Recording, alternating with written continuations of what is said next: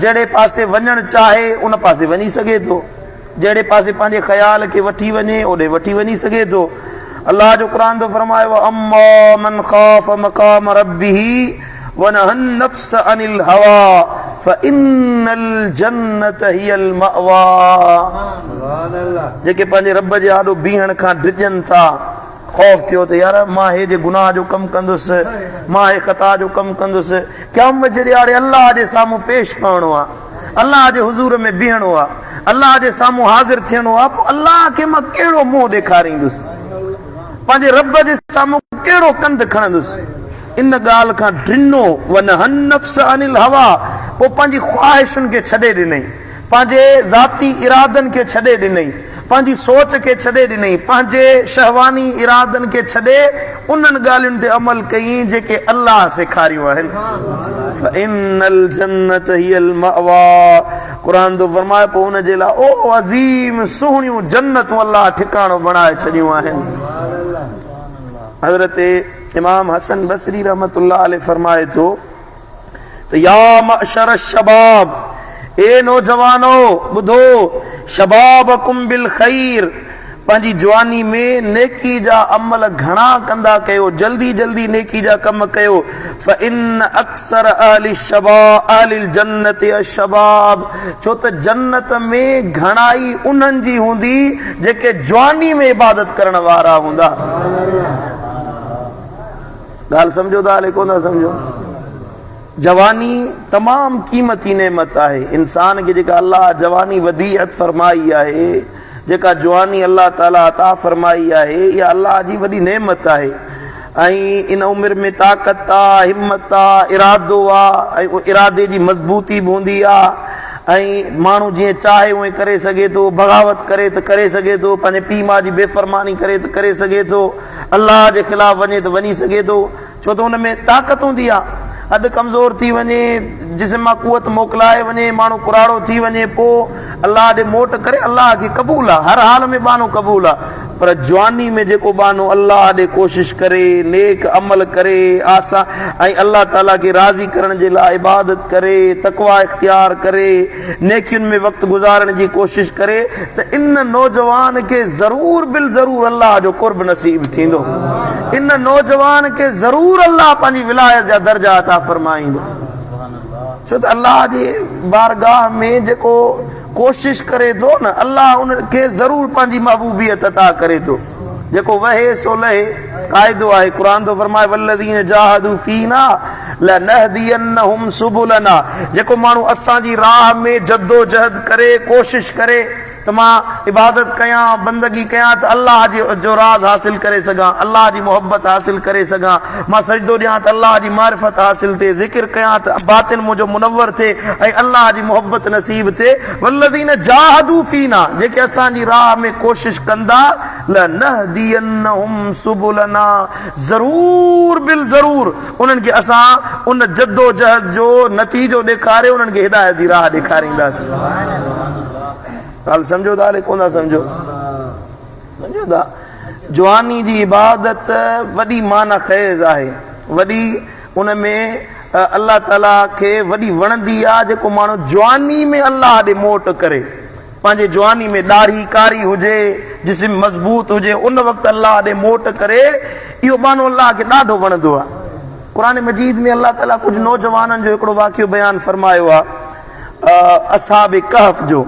असहाब कहफ हिकिड़ा वॾा नेक साले माण्हू हुया, ऐं असहाब कहफ उहे नौजवान हुया जेके बादशाह दकियानूस बादशाह उन ज़माने में हज़रत ईसा रूहुल्लाह खां कुझु 100 साल या 200 सालनि खां बाद में उहो दकियानूस बादशाह पेश आयो। हज़रत ईसा रूहुल्लाह जे हवारियुनि जॾहिं तबलीग शुरू कई त उन्हनि खे दकियानूस बादशाह माराइण शुरू कयो, उन्हनि खे हिकिड़ो बुत ठाहियईं, बुत चई त हिन जी बुत जी पूजा कयो, ईसा रूहुल्लाह जे ख़ुदा जी पूजा न कयो। पोइ ज़बरदस्ती उन बुतनि जी पूजा कराईंदो हुयो। पोइ शहर खां ॿाहिरि हर साल हिकिड़ो मेलो लॻंदो हुयो, उन में उहो बुत खणी अचे रखंदा हुया। हे दकियानूस पंहिंजी फ़ौज मोकिलींदो शहर में, जेके माण्हू हूंदा चवंदा अचो हिन बुत जी पूजा कयो। पोइ कुझु नौजवान हुया, उहो मेलो हले पियो, उहे नौजवान उन मां निकिता, उन मेले मां निकिता वारे वारे सां उन्हनि चयो त असां इन मेले में कोन वेहंदासीं, असां इन मेले में इन बुतनि जी पूॼा कोन कंदासीं। पोइ शहर खां ॿाहिरि हिकिड़े वण जे हेठां गॾु थियण लॻा। 8-10 ॼणा, क़ुर फरमाए त केतिरो तइदाद हुयो अलाह खे ख़बर आहे। उहे नौजवान गॾु थिया, अचे वेहंदा विया। उन्हनि चयो त अॼु खां पोइ असां सभु अहद था कयूं, वाइदो था कयूं त वरी असां इन शैतान जी पूॼा कोन कंदासीं, असां इन पत्थर जी पूॼा कोन कंदासीं, बुत परस्ती कोन कंदासीं। रब तो फरमायो रबतना अला कुलूबिहिम इज़ा क़ामू फ़क़ालू रब्बुना रब्बुस समावाति वल अर्द। पाण में वेठा, पोइ असां उन्हनि जी दिलयुनि खे मज़बूत करे छॾियोसीं। उहे नौजवान जॾहिं अल्लाह ॾे माइल थिया न, रब फरमायो तव्हां जवानी में कोशिश जो वाइदो कयो आहे, हाणे मां अल्लाह बि तव्हां सां वाइदो थो कयां, मां तव्हांजी दिलि खे पंहिंजी इबादत सां भरे थो छॾियां। उहे नौजवान के आम नौजवान न हुया, उहे बादशाही ऐं भले घराणे जा दकियानूस जे दरबार में वेहण वारा अमीर तरीन माण्हू हुया, दौलतमंद माण्हू हुया ऐं पैसे वारा माण्हू हुया। जॾहिं अल्लाह जी तौहीद जी ॻाल्हि आई त पंहिंजा उहिदा छॾनि, पंहिंजा मनसब छॾनि, पंहिंजा शाही लिबास छॾनि, पंहिंजे घरनि खे छॾनि, भला बिस्तरा छॾनि, उहे बादशाही उहिदा, उहे बादशाही मुरादूं पंहिंजी जवानी खे चवनि त असां इन्हनि कमनि जी ज़रूरत ई न आहे, असांखे ज़रूरत आहे त असांजो मालिक रब शाल राज़ी रहे। वञी हिकिड़े गार में रहिया। क़ुर मजीद फरमाए थो पोइ अल्लाह पाण उन्हनि जी गार में हिफ़ाज़त कई। 309 साल गार में सुता रहिया। घणो अर्ज़ो? 309 साल। 309 साल गार में सुता पिया हुया। क़ुर थो फरमाए पोइ अल्लाह उन्हनि खे निंड ॾिनी, पोइ उन्हनि जा पासा अल्लाह पाण मलाइकनि खे मुक़ररु कयो त हिन जा पासा वरायो। सुता पिया हूंदा न, ज़मीन ते पइजी रहनि त उहो ज़मीन उन्हनि खे खाई न वञे, पासा मलाइक वराईंदा हुया। हीअं गार जे दरवाज़े ते हिकिड़ो सोराख हुयो जंहिंमां सिज जी रोशनी ईंदी हुई, पर अल्लाह ताला उन सिज खे हुकुम ॾिनो त पंहिंजो रस्तो तब्दील कर, पंहिंजी जाइ छॾे वञ। सिज त लशम्स यंबगी लहा अन तुदरिकल कमर, ऐं क़ुर थो फरमाए त सिज जेको आहे पंहिंजे मुक़रर मदार ते हले थो, पंहिंजे मुक़रर जाइ ते हले थो। सिज कंहिंजे चवण सां अॻिते पोइते न थींदो आहे, पर हिननि नौजवाननि जो अल्लाह खे यादि कयो, सिज जी जाइ अल्लाह तब्दील कराए छॾी। 300 सालनि ताईं सिज पंहिंजी जाइ तां न हलंदो हुयो, मथां उन्हनि ते काढ़ो पवे, उस पवे, उन्हनि नौजवाननि खे तकलीफ़ थिए। अल्लाह ताला सिज खे फरमायो पंहिंजी जाइ छॾ त मुंहिंजा बाना सुकून सां आराम जी निंड कंदा रहनि। सुभान अल्लाह। पोइ वक़्तु गुज़रियो, उन्हनि खे अल्लाह सुजागी ॾिनी, किसो तवील आहे।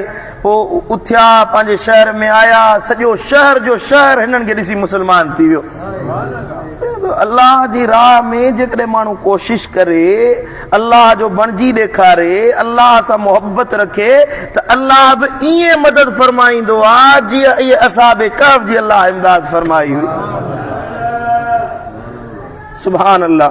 उहे नौजवान जेके पंहिंजी जवानी खे गुनाहनि खां बचाईंदा रहनि, पंहिंजी जवानी में अल्लाह जी इबादत कनि, रब जी बंदगी में वक़्तु गुज़ारनि, अल्लाह वटि उन्हनि जो वॾो मक़ाम पैदा थींदो आहे। जेके नौजवान पंहिंजे नफ़्स ते काबू रखनि, पंहिंजे रब जी फर्मा बरदारी कनि, पंहिंजे ख्वाहिशुनि जी पैरवी करण जे बजाय मदीने वारे साईं जी पैरवी कनि।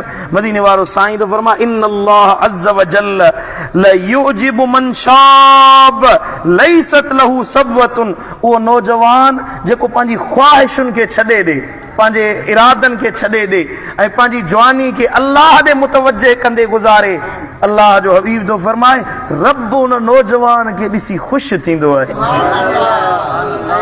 अल्लाह मलाइकनि खे ॾेखारींदो आहे, मलाइको ॾिसो हिन खे मूं अल्लाह ताक़त ॾिनी आहे, कुवत ॾिनी आहे, मूं अल्लाह वसाइल ॾिना आहिनि, पर उहो गुनाहनि में वक़्तु नथो गुज़ारे, पंहिंजी अखियुनि खे बेहयाई में मुब्तला नथो करे, पंहिंजे जिस्म जी तवानाई खे मूं अल्लाह जी बेफ़रमानी में नथो गुज़ारे। हे ॾिसो कीअं मस्जिद में वेठो आहे, कीअं एतकाफ़ वेठो आहे, कीअं रोज़ा थो रखे, कीअं मूं अल्लाह खे थो यादि करे। ला युजिबु मिन शाब, अल्लाह इन नौजवान खे ॾिसी ख़ुशि थींदो आहे। वरी जो सुभान अल्लाह। माना जवानी जे जोश ऐं ख्वाहिशुनि जे बावजूद जेकॾहिं माण्हू गुनाहनि खां बचे त अल्लाह हुन ते ख़ुशि थींदो आहे। कुराड़ा न, मां नौजवाननि सां मुखातब आहियां। तव्हां चाहियो था त अल्लाह असां खे ॾिसी ख़ुशि थिए कि न थिए? अल्लाह ख़ुशि थी वञे त ॿी कहिड़ी शइ जी ज़रूरत आहे। ॿी हदीस आहे क़ुरान जी तौबा अल्लाह खे क़बूल आहे। जिस्म कमज़ोर थी वञे, उम्र ढली वञे ऐं अल्लाह ताला ॾे पोइ मोट करे अल्लाह हर बाने खे क़बूल कंदो आहे। रब महिरबान आहे, अल्लाह वॾो करीम आहे, अल्लाह वॾो महिरबान आहे। जहिड़े हाल में तव्हां अल्लाह वटि अचो अल्लाह खे क़बूल आहे। पर जॾहिं माण्हू जवानी में तौबा ताइब थिए, जवानी में अल्लाह ॾे मोट करे, जामिउ सगीर में हदीस मुबारक अचे थी, मदीने वारो साईं तो फरमाए अशाबु ताइब हबीबुल्लाह, इहो नौजवान जेको जवानी में ताइब थिए, जवानी में गुनाहनि खे छॾे ॾे, इन नौजवान खे अल्लाह पंहिंजो महबूब बणाए छॾींदो आहे। ॿी हदीस आहे त मदीने वारे साईं फरमायो मा मिन शैइन अहब्बु इलल्लाहि मन शाबिन ताइबिन, उहो नौजवान जेको जवानी में तौबा ताइब थिए, इन नौजवान खां वधीक अल्लाह खे ॿियो को महबूब आहे ई कोन्हे को। अल्लाहु अकबर कबीरा, अल्लाहु अकबर कबीरा। जे अल्लाह जी मोहब्बत घर वेठे मिले, अल्लाह जी मोहब्बत घर वेठे नसीब थिए, नौजवाननि जे लाइ त केॾी वॾी गनीमत आहे, नौजवाननि जे लाइ केॾो वॾो इनाम आहे। ओ नौजवानो, पंहिंजी जवानी जो क़दुरु कयो, पंहिंजी जवानी जो ख्यालु कयो, पंहिंजी जवानी ते रहम कयो, पंहिंजे पाण जा सिर जा ख़ैर ख़्वाह थियो, गुनाहनि में पंहिंजो पाण खे मुब्तला करे, बेहयाई में छॾे, गुनाहनि में छॾे, तव्हांखे नफ़ो को कोन मिलंदो, न को नौकर मिलंदा, न को दुनिया जी इज़त मिलंदी, दुनिया हिते पई धूड़ पाईंदी। पर उहो जेको जवानी जो वक़्तु गुज़रंदे देरि नथी थिए, कल्ह नथी पवे ॾाढ़ी कारी आहे, सुभाणे अछा वार अची था वञनि, ख़बर ई नथी पवे त जवानी कीअं गुज़री वई, कीअं लम्हा गुज़री विया, कीअं वक़्तु गुज़री वियो, कल्ह ई कोन थी पवे।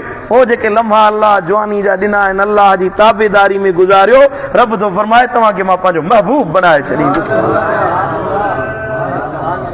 हज़रत इमाम हसन बसरी रहमतुल्लाह ताला अलैहि तो फरमाए त इन शाब अताइब अहब्बु इलल्लाहि मिन अश-शैखिल मुकीम अला ज़ंब, उहो जेको कुराड़ो गुनाहनि ते क़ाइम आहे, अल्लाह खे उहो नौजवान उन खां वधीक वणंदो आहे जेको गुनाह करे ऐं वरी तौबा ताइब थींदो आहे।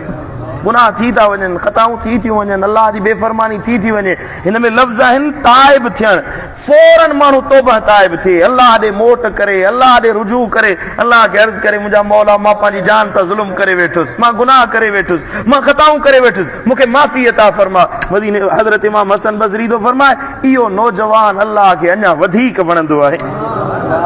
जेकॾहिं पंहिंजे गुनाहनि ते माण्हू निदामत करे, हज़रत सैयदना अब्दुल्लाह बिन मसऊद तो फरमाए मा नदिमतु अला शैइन का नदमी अला यौमिन गरबत शम्सुहु नकस फीह अजली वलम यज़दद फीह अमली, मूंखे कंहिं बि शइ ते एतिरो अफ़सोस न थींदो आहे जेतिरो को ॾींहुं मुंहिंजे लाइ सिज लहे ऐं मां पंहिंजी ज़िंदगी ते गौर ऐं फ़िक्र कयां त मुंहिंजी उमिरि घटिजे थी पई ऐं मुंहिंजा अमल नथा वधनि।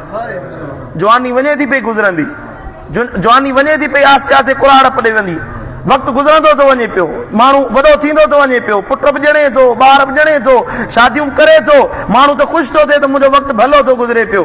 पर हज़रत अब्दुल्लाह बिन मसऊद फरमाए गौर त कर, फ़िक्र त कर, पैसो आयो, दौलत आई, तुंहिंजी जवानी जी कोशिशुनि, तुंहिंजी जवानी जी महिनतुनि, तुंहिंजी जवानी जी मुशक्क़तुनि, तोखे पैसो त ॾिनो, तोखे दौलत त ॾिनी, तोखे माल त ॾिनो, पर तोखे अल्लाह जी मोहब्बत ॾिनई कि न कोन ॾिनई? उन तुंहिंजी जवानी जे वक़्तु तोखे अल्लाह जे क़रीब कयो कि न कोन कयो? थोरो गौर ऐं फ़िक्र कयो, असां पंहिंजी हाल ते गौर ऐं फ़िक्र कयूं।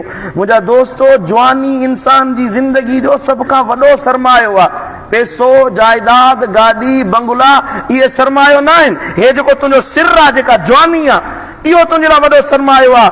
जॾहिं इंसान हिन वक़्त में अल्लाह जी इबादत करे, दीन जी ख़िदमत करे, क़ुरान जी तिलावत करे, नेक अमलनि में पंहिंजी जवानी गुज़ारे, उहा जवानी क़यामत जे ॾियारे उन बाने जे लाइ नूर बणिजी वेंदी आहे। मदीने वारे साईं फरमायो, हज़रत सैयदना उमर बिन ख़त्ताब अमीरुल मोमिनीन खलीफतुल मुस्लिमीन रिवायत कनि था, मदीने वारे साईं फरमायो मन शाब शैबतन फी सबीलिल्लाह कानत लहू नूरन यौमल क़ियामत, वो नौजवान जंहिं पंहिंजी जवानी अल्लाह जे रस्ते में गुज़ारी, पोइ अमल कंदे कंदे उनजी ॾाढ़ी में अछा वार अची वञनि, उनजे मथे में अछड़ा वार अची वञनि, अल्लाह जो हबीब तो फरमाए त उहो वार वार उन जे लाइ क़यामत जे ॾियारे नूर बणिजी वेंदो, उन जे चेहरे में रौनक पैदा कंदो, उन जो चेहरो चमकदार हूंदो, उहो वार जेको दीन ते सजदन ॾींदे, अखियुनि मां लुड़क वहाईंदे, अल्लाह जी इबादत कंदे, अल्लाह जी बंदगी कंदे उहो जंहिं वक़्तु गुज़ारियो, मदीने वारो साईं तो फरमाए कानत लहू नूरन यौमल क़ियामत, इहे वार क़यामत जे ॾियारे उन जे लाइ नूर बणिजी वेंदा। सुभान अल्लाह।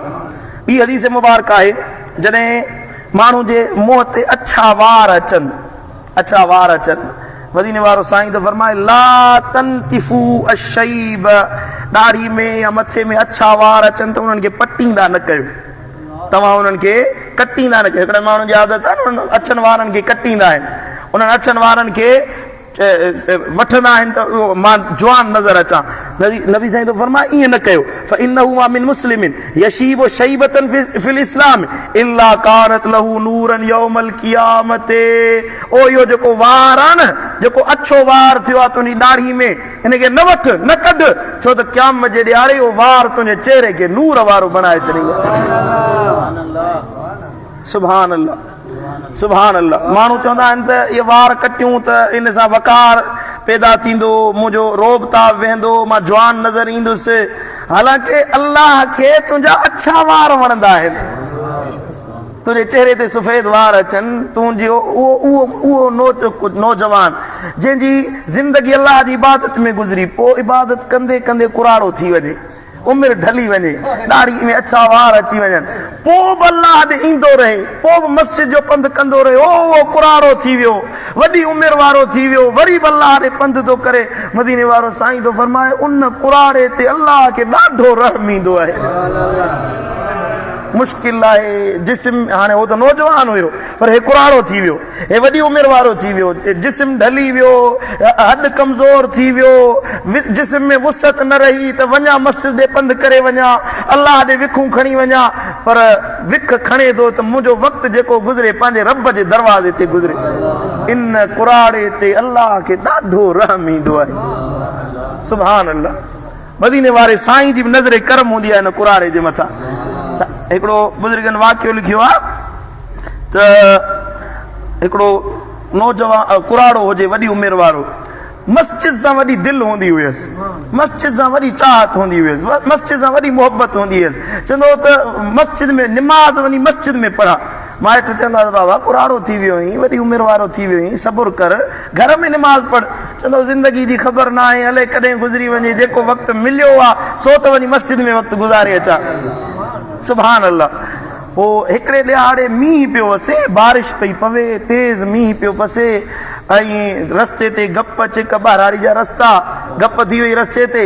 उन वक़्त में चई त वाह हाणे मां वञा थो, अज़ान आई आहे, मां मस्जिद में निमाज़ पढ़ंदो वञा। माइटनि चयसि, ज़ाल चयसि, ख़ुदा जा बाना, कुराड़ो आहीं, अखियुनि खां नाबीन हुजे, अखियुनि खां बंधो आहीं, हाणे तुंहिंजो पेर तिरकी पवे, मरी पवंदे, ख़ुदा जा बाना वेही हिते घर में निमाज़ पढ़।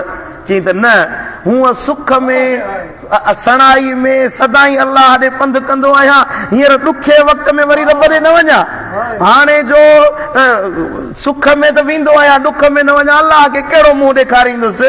छॾ त अॼु त पंहिंजे यार खे राज़ी करण जो मौक़ो मिलियो आहे।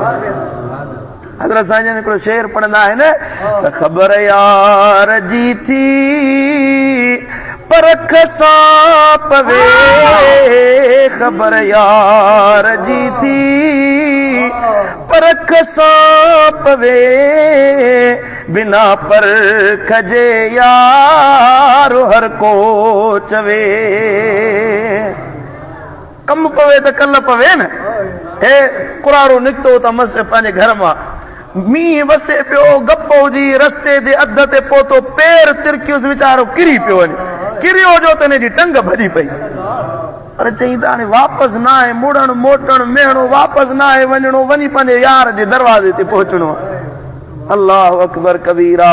वञी पहुतो मस्जिद में, माण्हू निमाज़ पढ़ी, ईशा निमाज़ जो वक़्तु हुजे, माण्हू निमाज़ पढ़ी हलिया विया, हे कुराड़ो मस्जिद में रहिजी वियो। ओॾी महिल जेॾी महिल सूरनि सट खाधी, तकलीफ़ पहुती, टंग जो भॻी, त ओॾी महिल रड़ कई, मुंहिंजा मौला, हे मुंहिंजा करीम रब, हाणे घर कहिड़ो मुंहुं खणी वञा। हे मुंहिंजा मौला अखियुनि खां अंधो अॻे हुयुसि, कुराड़ो अॻे हुयुसि, हाणे जो तुंहिंजे दर ते आयो आहियां त टंग बि भञाए आयो आहियां। मुंहिंजा मौला हाणे मूं कुराड़े ते रहम फरमा।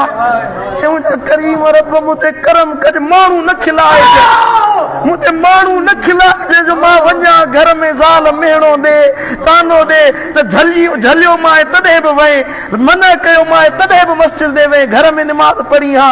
मौला मूं ते माण्हू न खिलाइजां। रोंदे रोंदे आधी रात गुज़री वई, हेॾा अख लॻी आ, होॾा मदीने वारे साईं जो दीदार थी।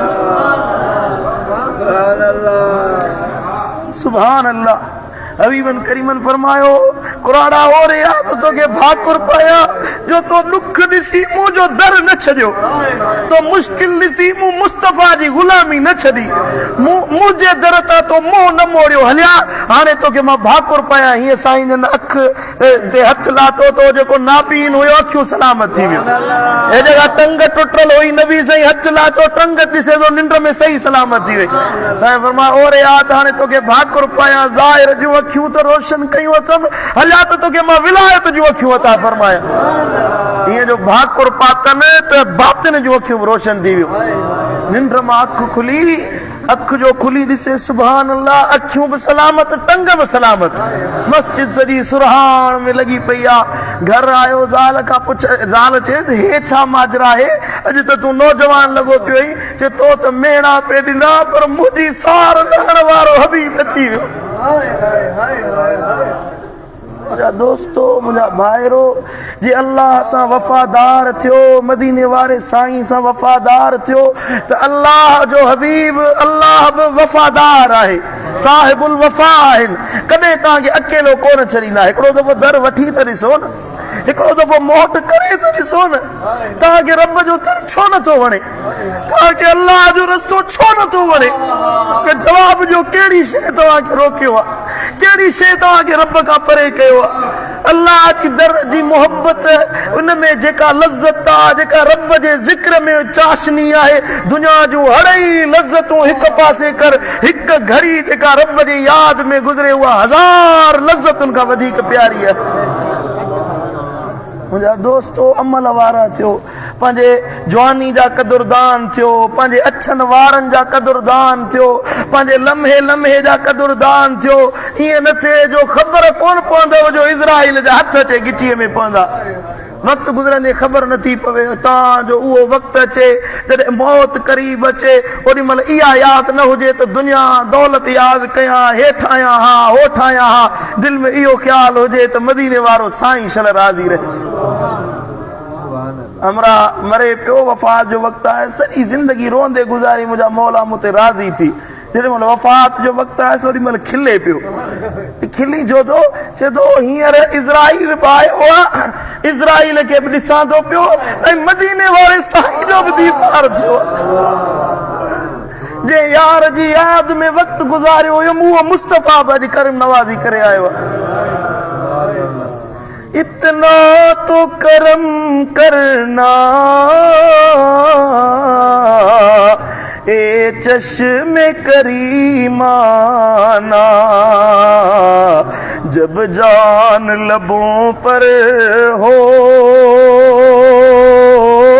तुम सामने आ जाना, आ दिल में तुझे रख लूं ए जलवे जाना ना, बेखुद किए देते हैं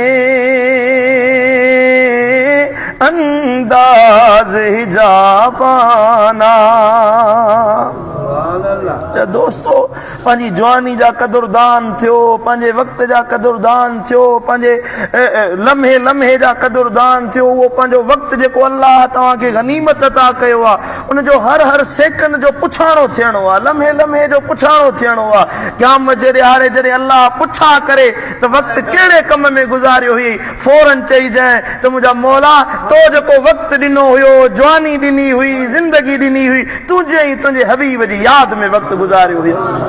अल्लाह खे राज़ी कयो त अल्लाह राज़ी रहे, अल्लाह जो हबीब शल राज़ी रहे। अल्लाह ताला असां सभिनी खे अमल जी तौफ़ीक़ अता फ़रमाए। या अल्लाह असांजा गुनाह माफ़ फरमा, असांखे पंहिंजे वक़्त जो क़दुरु करण जी तौफ़ीक़ अता फरमा। मुंहिंजा मौला ज़िंदगी गुज़रंदी थी वञे, करीम रब असांखे पंहिंजी ज़िंदगी जे क़दुर जी तौफ़ीक़ अता फरमा। लम्हो लम्हो पंहिंजी यादि में गुज़ारण जी तौफ़ीक़ अता फरमा। असांखे ख़्वाहिशात जे पोयां लॻण खां बचा, नफ़सानी ख़्वाहिशुनि खां बचा, नफ़्से अम्मारा जी शरारतुनि खां बचा। ए मुंहिंजा मौला शैतान जे शर खां महफ़ूज़ फरमा, बदकारियुनि ऐं बेहयायुनि जे ख़यालनि खां बचा। ए मुंहिंजा मौला असांजे नफ़्स जो तज़कियो फरमा, असांजे दिलि खे मुनव्वर फरमा, पंहिंजी मुहबत ऐं मारिफत अता फरमा। ए मुंहिंजा मौला पंहिंजो इश्क ऐं उल्फत अता फरमा, पंहिंजी यादि में वक़्तु गुज़ारण जी तौफ़ीक़ अता फरमा। असांजी दिलि ऐं असांजी ज़ुबान खे पंहिंजे ज़िक्र सां आबाद फरमा, असांजी पेशानियुनि खे पंहिंजे सजदनि सां आबाद फरमा, असांजे अखियुनि खे पंहिंजे ख़ौफ़ ऐं मुहबत में वहण वारो बणा। ए मुंहिंजा मौला असां सभिनी जूं दुआऊं क़बूल फरमा, पंहिंजी रज़ा जा दरवाज़ा खोल, पंहिंजी इनायत ऐं पंहिंजी मुहबत ऐं पंहिंजी मारिफत अता फरमा। अल्लाहुम्मा सल्लि अला नबीना मुहम्मद व आलिहि।